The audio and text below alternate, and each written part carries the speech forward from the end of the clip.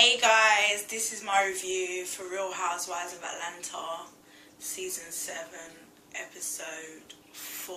Can you believe? The weeks are just going so quickly. Anyway, let's talk. So, obviously, Claudia, she's found her place in the show, so to speak, with her newfound buddy, Cynthia, and Miss Kenya Moore.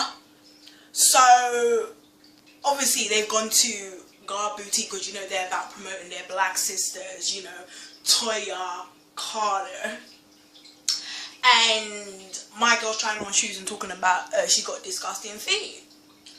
Well, it's all good to acknowledge that your feet are disgusting, but when you're rocking bags that are like 10 grand and more, don't you have money to fix your foot? Like, I don't get it. You're claiming that don't hate you because you're beautiful, hate you because whatever, but you can't fix your foot. Like, Claudia, my girl, no.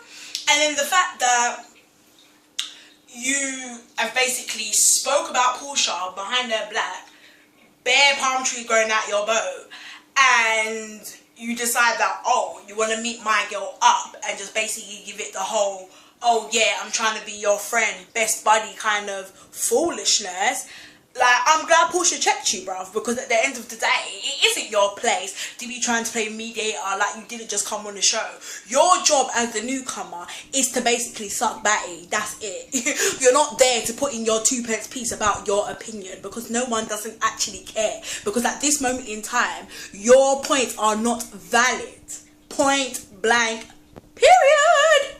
So I think you should kind of let go of that. Try to suck everyone's batty and be their friend. Don't be trying to play like you are something special because you got Cynthia, Miss Steelballs that only got that last season, and Miss Kenya that is rebuilding their reputation. And every time they talk about Apollo, my girl breaks down in tears like she got bipolar. I don't get it. So moving on to the whole spa situation with Candy, Phaedra, Nene and Portia, I personally feel like Nene shouldn't have basically put the fault into Phaedra's mind, Phaedra being an educated woman, like she always likes to say, that Polo's lying about lying. Like, why would someone lie about lying? Like, Nene is my homegirl. I mean, my girl is reigning supreme when it comes to Atlanta, when it comes to Housewives, full stop. But I just did not agree with her planting such ideas about, I don't believe it.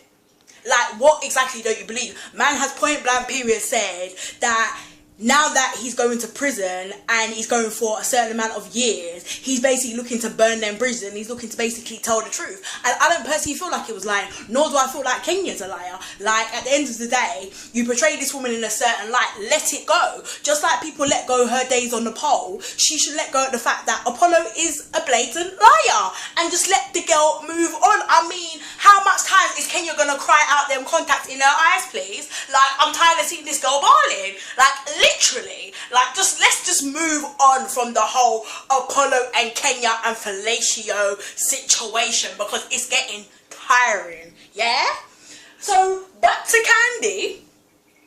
When I say that, Don Juan put it down, like, literally, because I thought Mel was gonna back up in it, because obviously when my friend Todje as Candy's husband was giving his 2 pence piece in terms of business side of things and his perspective, I get where he's coming from, because at the end of the day, him uplifting his wife here is a positive thing to me.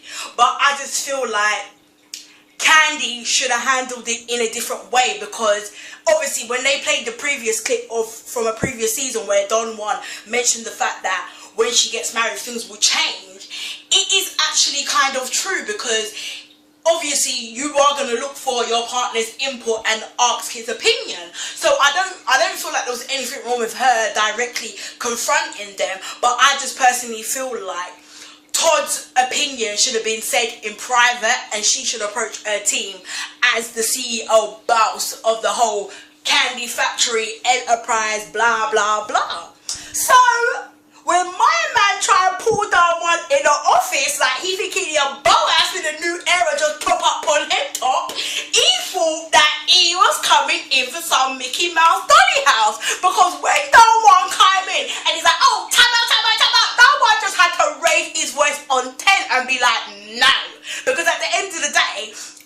point that Don Juan made was facts. Point blank and period. It was actual facts. And when my man done his little